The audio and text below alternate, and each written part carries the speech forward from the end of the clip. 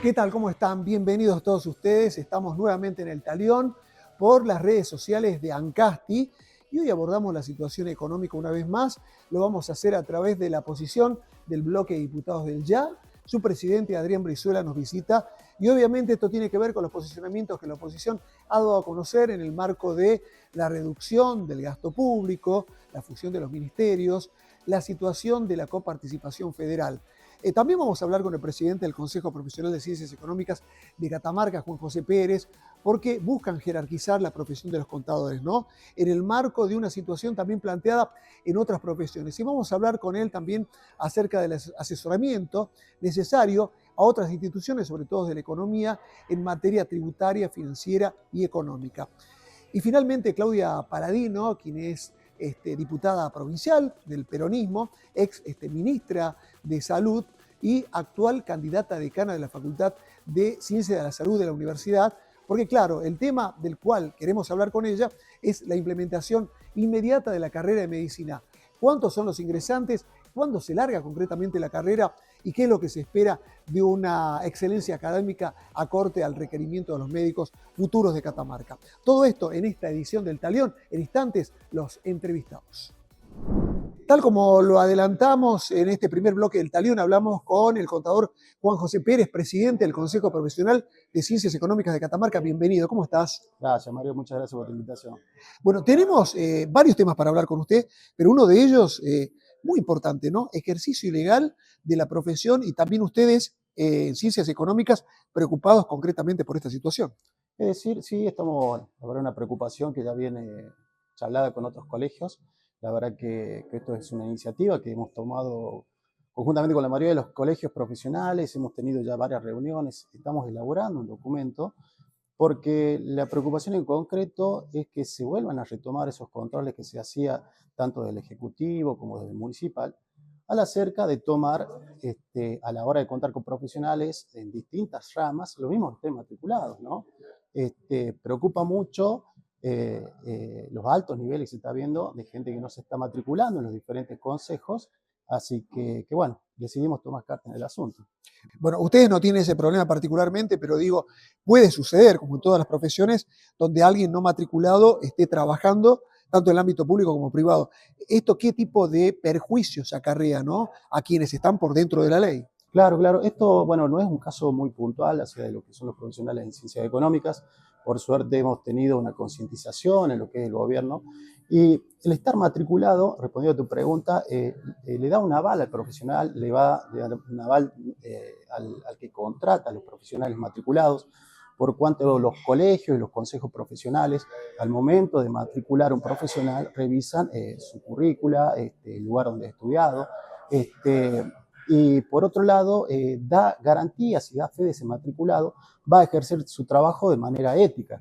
Prueba de esto es que muchos colegios, por ejemplo, cuentan con su tribunal de ética y los mismos siempre están constantemente trabajando, tratando de hacer una especie de ejercicio de policía entre la profesión, ¿no? Ahora, hay casos también, y se da en todas las profesiones, en las que hay una usurpación del rol, más allá de estar o no matriculados, de haber estudiado o no, en instituciones públicas sobre todo, donde el asesoramiento parte de alguien idóneo y no recibido, ¿no?, de una universidad o no matriculado. Claro, en este sentido, bueno, hay que estar muy, muy atentos a eso. La verdad que es una temática que lo hablamos con los distintos colegios. En nuestro caso particular, bueno, los profesionales de ciencias económicas están atentos a esto porque saben del perjuicio que puede tener alguien que esté ocupando un rol con el cual no está capacitado. Los profesionales de ciencias económicas siempre tenemos mucha participación en lo que son las decisiones económicas, financieras, no solo de los organismos públicos, sino también de los organismos privados. Es por esto que, bueno, hemos tenido, yo recuerdo en los últimos 5 años, ahora hemos tenido 2 casos puntuales. Prueba de esto, bueno, ya hemos actuado en consecuencia, hemos actuado las demandas correspondientes, las denuncias correspondientes. Y esto obviamente habla de que, bueno, la importancia y la vigilancia que también ofrece no solo el Consejo, sino también los distintos profesionales en cada uno de sus lugares de trabajo. Hay otro tema que nos parece sumamente interesante, queremos hablar con usted acerca de el proceso que tiende a la educación financiera en los colegios de nivel medio de la provincia. Da la impresión que los tiempos críticos a nivel económico que vivimos en el país y en el mundo ameritan, ¿no?, la necesidad de que todo el mundo conozca algo más de sus propias finanzas.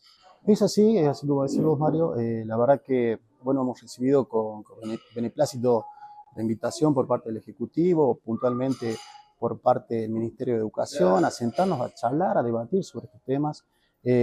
Coincidimos que es muy importante en el día de hoy manejar ciertos conocimientos de educación financiera y más sobre todo si lo comenzamos a tener, por ejemplo, en un nivel medio, esto se redundaría en muchas ventajas, ¿no? En el día de hoy, por ejemplo, vamos a tener una reunión con el ministro Dalmacio Mera, en el cual ya vamos a continuar con las charlas que ya tuvimos con algunos funcionarios de educación, concluyendo el día miércoles, si mal no recuerdo en la agenda, tenemos reunión también con el gobernador, en el cual también uno de los temas de la agenda seguramente serán estos. Y bueno, nosotros realmente vemos muchas ventajas en incluir la enseñanza financiera en el nivel medio, por cuanto a los jóvenes les facilitaría poseer herramientas o un nivel medio de conocimiento sobre las herramientas que luego le pueden permitir otro tipo de manejo. Hoy en día mucho se habla de las billeteras virtuales, tasas de interés, retornos, inversiones, son palabras que cada vez más están en el día a día de la comunidad y sería bueno que los jóvenes ya lo vayan incorporando ese conocimiento. Por otro lado, creemos que de ese lado también se beneficiaría o se promovería lo que es el emprendedurismo, ¿sí? Ya que es una herramienta muy grande que sirve para aquellos jóvenes que quieran comenzar a emprender y bueno, dándole conocimientos, por ejemplo, en lo que respecta a una tasa de interés, en lo que sería pedir un préstamo bancario, en lo que sería manejar plazos fijos de mediana edad y bueno, y todo eso es lo que ello conlleva. Por ahí obviamente habrá que trabajar arduamente para adecuar obviamente todas las materias que se están dando actualmente en el nivel medio, que son bastantes, y se tendría que dar, bueno, ahí estará el desafío seguramente que tendrá que ocurrir la educación. En esta adecuación, ¿no?, a las nuevas tecnologías, a las nuevas posibilidades, ¿no?, que se plantean en materia de finanzas y economía, da la impresión que los adultos han quedado un poco atrás, ¿no?, en materia de este tipo de enseñanza, que no la han tenido, ¿no?, a lo largo de todo su proceso en educación secundaria. Es así como decimos, Mario, pero aún así es increíble ver la sociedad argentina, ¿no?, cómo maneja términos de economía. Yo por ahí alguna vez lo charlaba con algunos economistas, que sinceramente, si por ejemplo una sociedad como por ejemplo la chilena, en la cual no manejan, por ejemplo, estos niveles de inflación, estos temas que manejamos nosotros hoy en día, la verdad que estarían viviendo una situación caótica. En cambio, el argentino, digamos, como que va atravesando procesos de alta, de baja en la economía, y todo eso también se debe a que tenemos nuestro conocimiento. Pero no estaría de más irlo incorporando de manera más temprana, ¿no? Juanjo Pérez, acabas de asumir la conducción del Consejo Profesional de Ciencias Económicas y digo, ¿cuál es la visión de ustedes corporativamente, o si la tienen de manera aislada, del contexto actual que se vive, ¿no?, a nivel del proceso de ajuste en Catamarca, acuerdo con el Fondo Monetario a nivel nacional, la perspectiva económica, ¿no?, que se visualiza para este 2025? Bueno, ya que me hablas de perspectivas económicas, obviamente, yo creo que, bueno, con los últimos anuncios que salió haciendo el gobernador, perdón, el presidente, hay que hablar de objetivos a corto plazo y largo plazo, ¿no? Estaba escuchando el otro día la entrevista que dio, esta famosa entrevista que dio en el programa de Fantino, y bueno, obviamente estaba muy buena la entrevista porque obviamente el presidente comenzó a contar cosas como hacia dónde vamos. Y me quedaron una serie de cosas ahí que después lo charlaba obviamente con nuestros colegas y coincidimos con bastantes. Y que bueno, obviamente al corto plazo estamos viendo bueno, que estas medidas, él hablaba por ejemplo que se estaba dando un escenario que antes no se daba, obviamente justificando él, y en tomo las palabras de él, esto lo aclaro, ¿no? En el corto plazo obviamente nos iba a ir bien porque bueno, obviamente estábamos en un escenario que no ocurría antes, en el equilibrio fiscal, en el cual teníamos un tipo de cambio libre. El equilibrio fiscal, como saben, obviamente hoy en día Argentina está en un proceso de que, bueno, todo lo que recauda es igual a todo lo que gasta. Te podría decir que un poquito más, teníamos también un superávit. Y el tema del tipo de cambio libre, que también se estaba dando, bueno, libre entre comillas, porque tenemos ese piso entre los 1.000 y los 1.400 para el dólar, que él llama libre, pero bueno, es un escenario que nos está dando. Nosotros creemos, y esto por ahí lo hablamos con las comisiones asesoras, en nuestro consejo, que obviamente vamos a tener una etapa en la cual se tendrían que cumplir esos objetivos, en el cual Milei lo que apunta en el corto plazo es seguir disminuyendo la tasa de inflación. Nosotros creemos que en abril, por el acomodamiento de estos precios que salimos del tipo de cambio oficial, que se dio este aumento en 1.250, creo que estaba esta mañana, va a haber un leve incremento de la inflación, pero creemos que tendría que marchar todo de acuerdo a los planes, debido a que, bueno, vamos a transitar una época, digamos, en la cual el dólar va a fluctuar y no va a tener grandes pisos, por lo cual debería bajar la inflación en los próximos meses. Así que en el corto plazo creemos que se haría eso. En el mediano plazo seguramente seguirá igual. Se debería poder ver mayores ingresos de las inversiones. Esto obviamente lo hablamos pensando, ¿no? Obviamente se puede cambiar. Por ejemplo, yo me acuerdo antes de la salida del cepo, hablaba que el dólar podía estar en 1.350, el tipo de cambio del dólar MEP, el dólar cripto, pero bueno, ahora se ha dado cuenta que se ha bajado. Así que bueno, uno no es adivino. No hubo mucha corrida bancaria tampoco, ¿no? No hubo. Ni cambiaria, obviamente. Sí, obviamente no se ha dado eso también porque obviamente, primero principal por una gran razón que el mismo presidente la daba, no hay plata. ¿Sí? Hay mucha gente que no iba a salir corriendo a gastar lo que no tenía en dólares. Por otro lado, también se daba que había una base monetaria, a diferencia, la verdad, de otros años, se ha ido creciendo muy grande, se ha hecho muy grande. La base monetaria, Mario, por darte un ejemplo simple, es, por ejemplo, las colocaciones que hay en plazo fijo. Hay mucho dinero parado en plazo fijo, y eso hace que la gente no pueda, por ejemplo, disponer de ese dinero, si quisiera, sacarlo para ir a comprar dólares, porque está colocado a cierto plazo. Y por otro lado, también este as bajo la manga que tiene el gobierno de Milei, que son estos 15.000 millones de dólares, que son de libre disponibilidad, acordados por el Fondo Monetario, que le permite trabajar en cuanto el dólar suba, puede ejercer presión, y también cuando baja puede hacer lo mismo. O sea, puede activar mecanismos que le permitan que el dólar siempre esté a un valor dentro de lo razonable que ellos creen. Por eso es que se ha dado esto que decís vos. Y bueno, y siguiéndote con las palabras de Milei, en el largo plazo, bueno, él dijo en esa entrevista que a mediados del año que viene él estima que vamos a tener una inflación cero. Habrá que verlo porque obviamente todo eso se va a generar en cuanto el peso sea más fuerte, ¿sí? Milei apuesta por la bajada del dólar, acompañada también de la bajada de precio, ¿no? Porque eso también va a hacer, obviamente, que el peso agarre fuerza en contra del dólar. Yo creo que ese escenario, por lo que te hablo en corto plazo, se puede dar, pero bueno, como bien vos sabés, nuestra economía es muy frágil, está muy pendiente no solo de nuestros factores internos, sino también de los factores externos, como es el caso, por ejemplo, ahora de esta guerra comercial entre Estados Unidos y China, que tanto nos ha afectado y tanto ha afectado las cotizaciones, el riesgo país, pero no solo a nosotros, en todo el mundo. Es así. Contador Juan José Pérez, presidente del Consejo de Ciencias Económicas, muchas gracias por estar. No, por favor, Mario, cuando guste y lo desee, aquí estaremos. Muy bien, muchas gracias. El contador Juanjo Pérez, presidente del Consejo Profesional de Ciencias Económicas de Catamarca, en el primer bloque del Talión, pausa y más invitados en instantes. Y en este bloque del Talión vamos a hablar con el presidente del bloque de diputados del YA, de la Libertad Avanza, Adrián Brizuela, que está con nosotros. ¿Cómo está, Adrián? Bienvenido.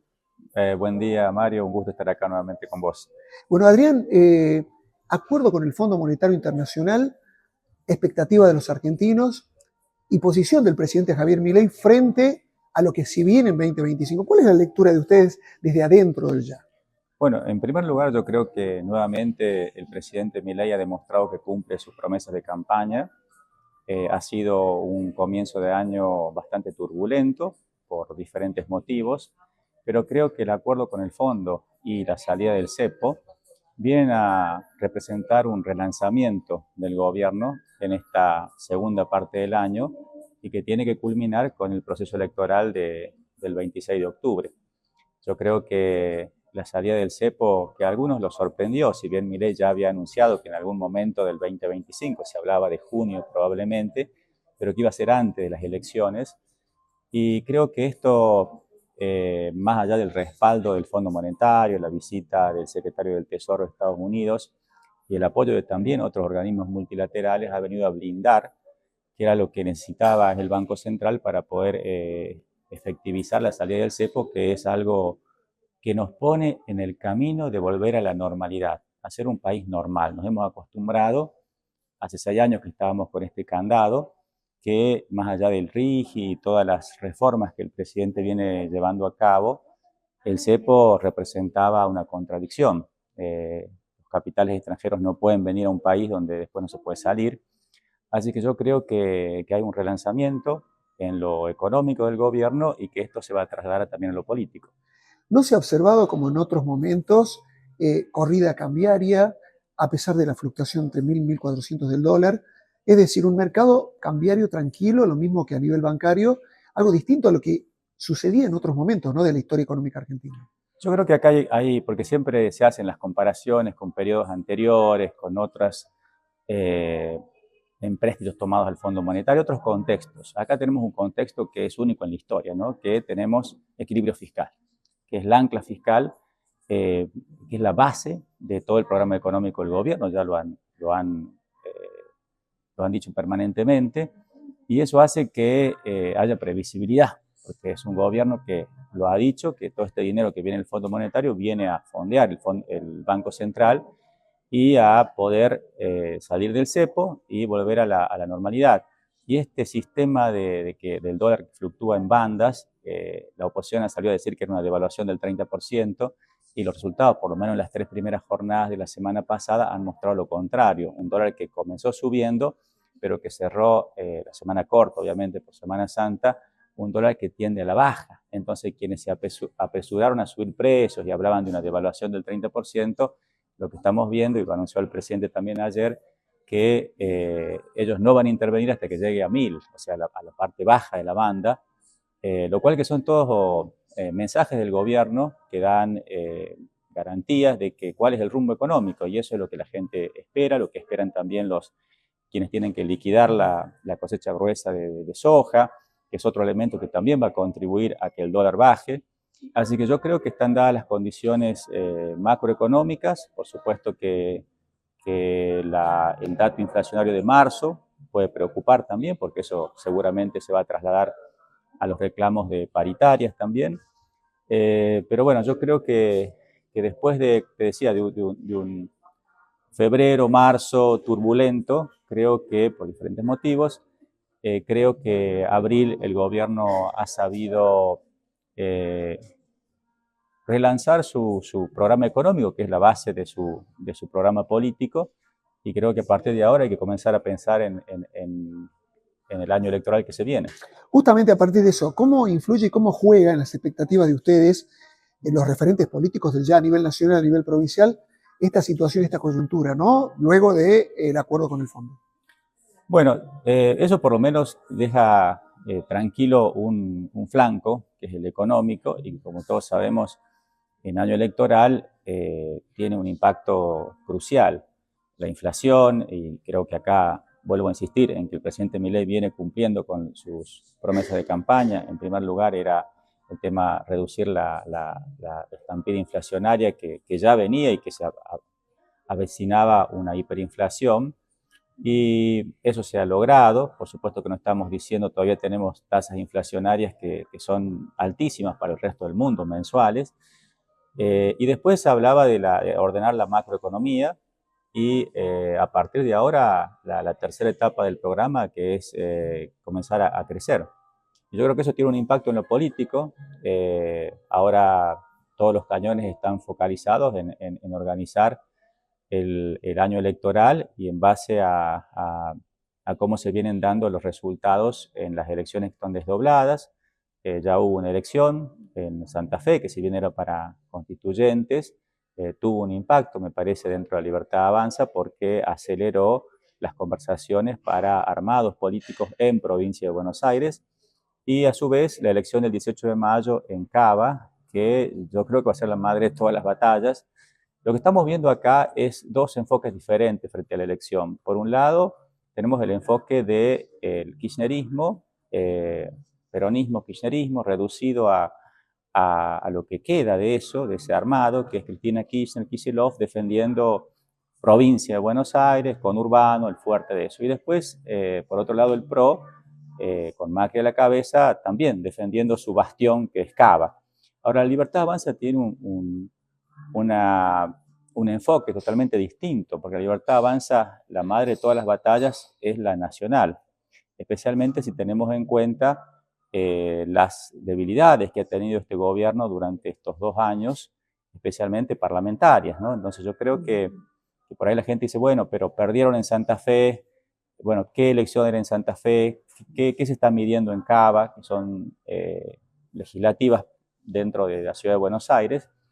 Yo creo que el gobierno está analizando cómo se puede armar esto en base a los primeros resultados, y de eso se va a desprender una estrategia que puede ser a nivel nacional, una alianza nacional con el PRO y con algunos sectores del radicalismo afines al proyecto político del presidente.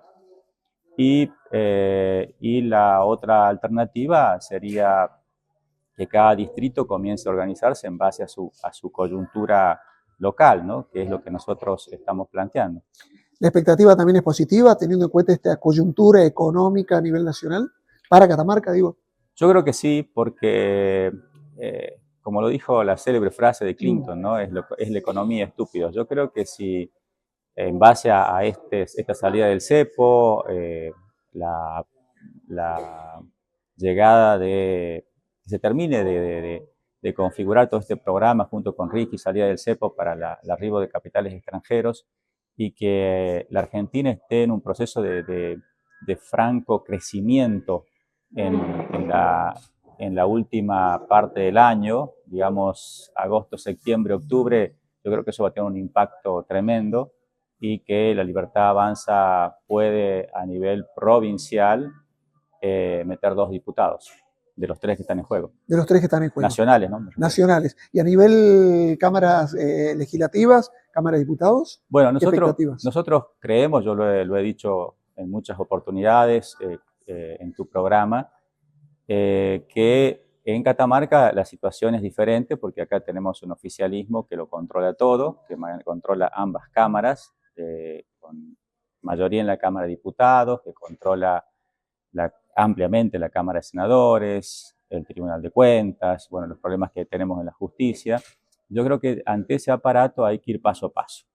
Y esta primera etapa, según la percibimos nosotros, es la Cámara de Diputados. Nosotros creemos que ahí tenemos grandes chances, pero a la vez somos conscientes, cada una de las fuerzas que formamos parte de la oposición actual en el gobierno local, somos conscientes de que solos no podemos, frente al aparato que tiene el gobierno provincial y que, como todos sabemos, utiliza el aparato del Estado para el partido. Entonces creemos que es indispensable trabajar en un acuerdo político con las demás fuerzas de la oposición, y que eso nos hace competitivos. Ya hay antecedentes. De hecho, bueno, no quiero referirme muy atrás con el Frente Cívico y Social, pero la participación y la ayuda que hemos tenido nosotros en el balotaje ha terminado en pocas semanas entre la elección de octubre y el balotaje, revirtiendo totalmente el resultado, porque Milei gana en Catamarca, le gana a Massa 52-48, menos que el promedio nacional, pero aun cuando el gobierno provincial desplegó todos los cañones, inclusive un discurso apocalíptico de que no se iban a pagar los sueldos, de que era el desastre si ganaba Milei. Paradoja que ahora están con un diálogo bastante fluido con Nación, y Milei gana en Catamarca, le gana Massa, ¿no? En el mano a mano. O sea que ese es un mensaje de que unidos se puede, y nuestro objetivo, como lo venimos diciendo, es la Cámara de Diputados. Yo creo que podemos meter 12, 14, mínimo de 8 diputados, y eso nos permitiría ir por la presidencia de la Cámara de Diputados, con lo cual Catamarca va a ganar en institucionalidad, porque va a haber un equilibrio de poderes que es bueno a la democracia. Diputado Adrián Brizuela, muchas gracias por venir. A usted por la invitación. Bien, la palabra del presidente del bloque de diputados del Ya, Adrián Brizuela, adelantando, augurando, ¿no? Números, porcentajes para el año electoral tras el acuerdo con el Fondo Monetario Internacional. Nueva pausa y en instantes regresamos. Y en este bloque del Talión, como lo adelantamos, está con nosotros la diputada Claudia Paladino, quien nos visita. ¿Cómo está, Claudia? Bienvenida. ¿Qué tal? Muy, muy contenta de estar acá en el Talión. Porque es la persona indicada para que nos hable un poquito acerca de cuáles son las últimas novedades en materia del inicio de la carrera de medicina. Sí, realmente estamos trabajando mucho y también hay mucha expectativa por parte de los docentes, los primeros docentes que van a dar los primeros módulos de la carrera, como así también de todos los que se han inscrito para Antes que poder prosiga, empezar. docentes locales, docentes que han participado de un concurso previo a otras provincias, ¿cómo estaría compuesta esa grilla si ya está determinada? Sí, hubo unas primeras designaciones de docentes porque va a ser progresivo a medida que se avance en la implementación de las diferentes asignaturas. Entonces, en este primer momento estamos ya con los últimos detalles de lo que es el ciclo de formación introductorio, Bien. que son los primeros 4 meses. O sea, toda persona que se inscribe necesita pasar por esta instancia, donde luego de cursarla se rinde un examen integrador de aproximadamente 150 preguntas, y a partir de la aprobación de este examen, que va a ser con un 7 como nota de corte, recién ahí empezaría a estar en, digamos, ya para poder empezar a cursar las asignaturas específicas del primer año de la carrera. Bien, o sea, sobre la base 1035 van a quedar aquellos que aprueben con 7 dentro de 4 meses. Claro, ese es un poco el resumen. Bien. Los docentes designados para esta primera instancia, algunos han sido ya de la casa de estudios, o sea, docentes de las otras carreras que tenían disponibilidad horaria, porque también esto, en la conformación del equipo docente de esta primera etapa, no se ha querido dejar de fortalecer las otras carreras, o sea, Claro. que aquellos docentes que ya eran de la casa y que tenían disponibilidad en su cupo horario, han sido convocados según su perfil también para poder estar en esta primera etapa del ciclo de formación introductoria. Y también se ha designado docentes catamarqueños que han manifestado su voluntad de ser docentes de la carrera. Entonces, con estas dos, digamos, miradas, se ha conformado este primer grupo de docentes para poder dar los 5 módulos del ciclo de formación introductorio. Bien, que esto va a tener lugar, ¿en qué lugar? Ya está determinado el lugar, porque había algún inconveniente en la previa, ¿no? Con el Instituto de Formación. ¿Esto está solucionado? Sí, en realidad todo lo que tiene que ver con lo edilicio Sí. es competencia, está trabajando en eso el área del rectorado de Bien. la universidad. Han avanzado, nosotros como comisión, existe una comisión de seguimiento, de planificación, más allá de la dirección de carrera, hay un equipo aproximadamente de 5 profesionales que conforman la comisión de seguimiento y de implementación. Entonces estamos trabajando en equipo con ellos, nosotros hemos opinado con las características que tiene que tener esa primer estructura edilicia, Bien. que es la que nosotros hemos enviado con esas características a CONIAU para que CONIAU habilite, ¿no?, el dictado de la carrera. Eso está avanzando, que serían los laboratorios para anatomía, histología, química, el área de disección, ¿no?, que son cosas muy específicas de la carrera de medicina, a diferencia de otras carreras, no solo de la Facultad de Salud, sino de otras facultades. Entonces son características muy específicas que hay que cumplimentar y en eso se está trabajando. Se han designado el primer pool de docentes para este ciclo de formación introductorio, que por el momento son todos locales.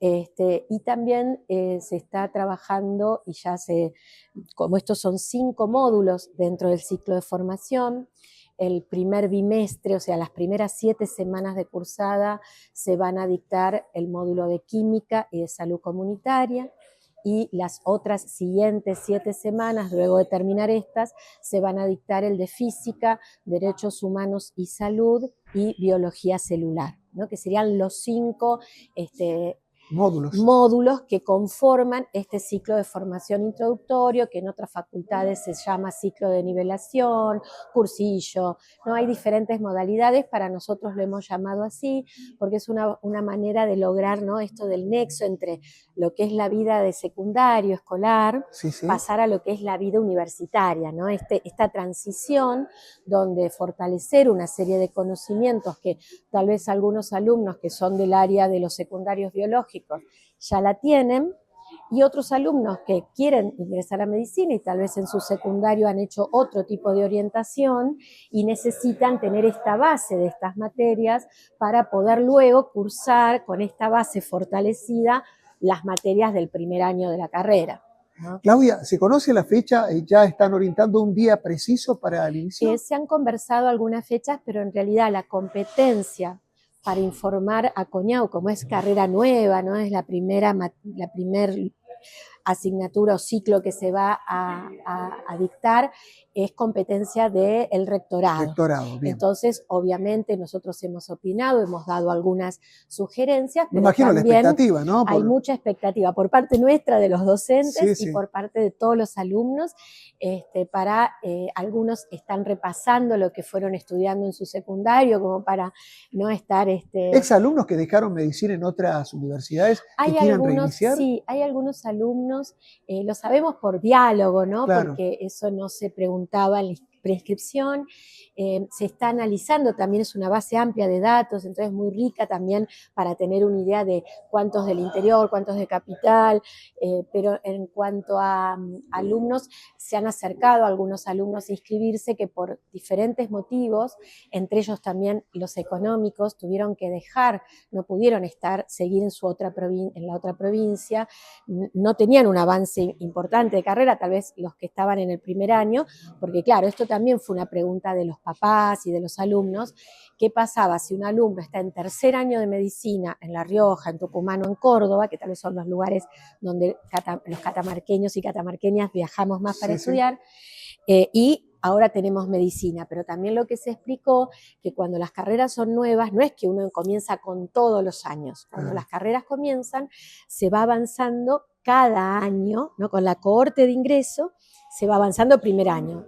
Ahí esos de primer año pasarán al segundo y se empieza a dictar el segundo año y se continúa con los nuevos del primero y recién después los del tercero. Entonces, si yo soy un alumno de tercer año y quiero de alguna manera revalidar algunas materias o venir a hacer tercer año a Catamarca, en este momento no es posible. Solo lo único que nosotros en este momento se va a comenzar a dictar es la introducción, o sea, este ciclo de formación y luego el primer año. Que también hay que decirlo, lo hemos dicho a los alumnos, a los futuros alumnos que se han anotado, que por ser la primera cohorte de la carrera tiene una característica particular, porque como CONIAU nos aprobó a fin de año, 27 de diciembre, más allá que se venía trabajando con todo lo que es el dictado de la carrera, por eso estamos haciendo este cursillo recién ahora, ¿no? Casi al final o mitad o final del cuatrimestre y va a tomar parte del otro cuatrimestre y tenemos materias anuales de primer año. Entonces, las anuales se van a empezar a cursar el año que viene, por un tema de tiempo, ¿no? Eso es por un lado van a tener el orgullo de decir somos la primer grupo, ¿no? Los primeros egresados, que a medida que avancen serán los primeros egresados, pero en este caso en particular tiene esta característica de este mix de 2 años para cuando terminen de cursar su primer año, ¿no? Muy bien. Que es algo especial. Totalmente.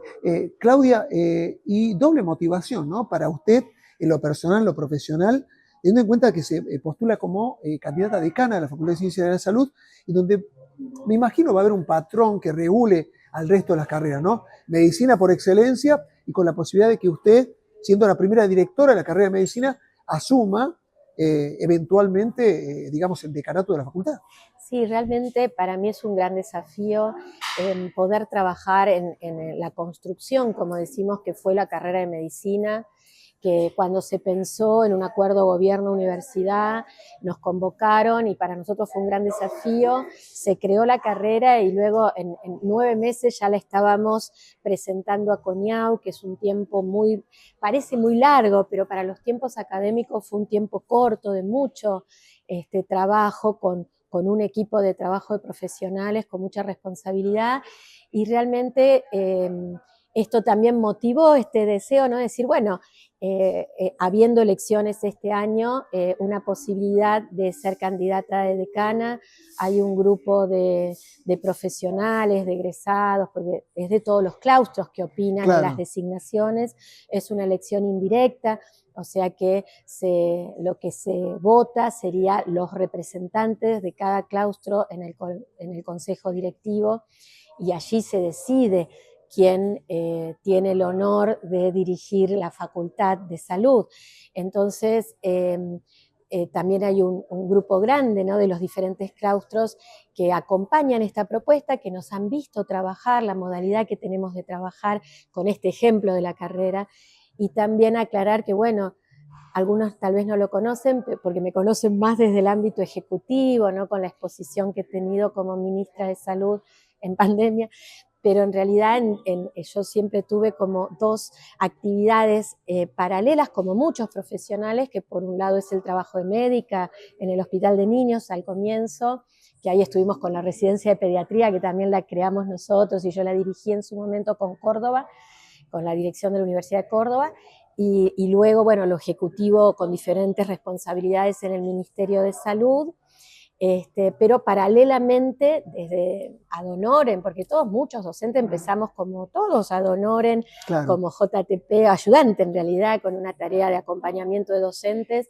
Yo estaba en la cátedra del doctor Córdoba, el pediatra, ¿no?, acompañaba ad honorem, después interina, después, bueno, en el 2011 me concursaron, pero desde el 2006 que estoy relacionada con la Facultad de Salud en la carrera de licenciatura de enfermería, y acompañando en su trayectoria educativa a todo el colectivo de las enfermeras de Catamarca, muchas que hoy están trabajando en diferentes hospitales acá y en el interior, y también con cargos de dirección en algunas áreas, y de gestión, han sido alumnos, ¿no?, porque no éramos tantos docentes. Entonces hay una historia docente y también de participación del Consejo Directivo y del Consejo Superior de la Facultad y de la Universidad de Catamarca. Así que bueno, es algo que uno siempre lo tiene, ¿no? Son como llamitas que uno tiene, y me parece que en esta posibilidad es como se juntan, ¿no?, lo que tiene que ver con la gestión, que a mí me gusta mucho, y por otro lado lo que tiene que ver con la docencia y poder transmitir todo lo que uno fue, ¿no?, adquiriendo a nivel académico con tantos años de experiencia, poderlo transmitir a las diferentes carreras, ¿no?, porque no es solo medicina, la Facultad de Ciencias de la Salud tiene carreras muy importantes, enfermería, licenciatura en hemoterapia, licenciatura en nutrición, licenciatura en educación física y en bromatología. Se agrega ahora la de medicina. Yo creo que es un desafío interesantísimo para fortalecer esto de lo que es trabajar en equipo, ¿no? Los equipos de salud tenemos diferentes roles, muy importantes todos, y cuando aprendemos a trabajar en equipo, cada rol, logramos el mejor resultado. Entonces creo que con esa mirada, con las nuevas tecnologías también que empiezan a aparecer ya hace un tiempo, pero creo que estamos en un punto de inflexión de aplicarlas a la enseñanza, como es la simulación, cómo nos atraviesan la docencia y en el aprendizaje la inteligencia artificial, ¿no? Son como nuevas tecnologías que hay que incluirlas como una herramienta más, no como supletoria de esta relación presencial alumno-docente. Así que bueno, en esto que uno se apasiona, yo tengo así como pasiones, y una de ellas es esta. Entonces digo, bueno, ¿por qué no? Aportar, ¿no? Desde la sapiencia, siempre desde la el aporte, desde lo, digamos, desde la participación plural, la participación democrática, que siempre desde la reforma, ¿no?, va marcando a nuestra universidad, nacionales, argentinas, y en el caso de la catamarqueña también, y a la facultad. Entonces, de esta pluralidad, de este trabajo en equipo, de esta forma de que por lo menos a mí me interesa trabajar, ¿no?, con diferentes roles y todos con mucho protagonismo, creo que es una manera interesante de hacer esta propuesta. Y bueno, están las cartas echadas, veremos cuáles son los resultados. ¿Cómo se dan las elecciones? Totalmente. Doctora Claudia Paladino, muchas gracias por venir. No, por favor, a ustedes, muy contenta de estar aquí, que no había estado, así que la primera vez que estoy en el Talión desde estas nuevas etapas. Estas nuevas etapas en el Hotel Ancasti. Totalmente. Muchísimas gracias. No, a ustedes. Bien, la doctora Claudia Paladino, simplemente avances, anuncios, carrera de medicina y su propuesta en el marco de la oferta electoral de la Universidad Nacional de Catamarca como candidata decana en la Facultad de Ciencias de la Salud. Nueva pausa y en instantes volvemos. Y hasta aquí llegamos con esta edición de hoy del Talión. Nuevos invitados la próxima semana contemplando la realidad política, preelectoral, económica y de los distintos rubros que hacen a la actividad en Catamarca, atendiendo también al objetivo turístico que hoy se plantean los intendentes del interior y también a las necesidades en materia financiera, habida cuenta de que estamos a meses del pago de la primera cuota del sueldo anual complementario. En el marco del ajuste planteado por la provincia, ¿qué piensan cada uno de ellos? Esto fue el Talión. Hasta la próxima semana y muchísimas gracias.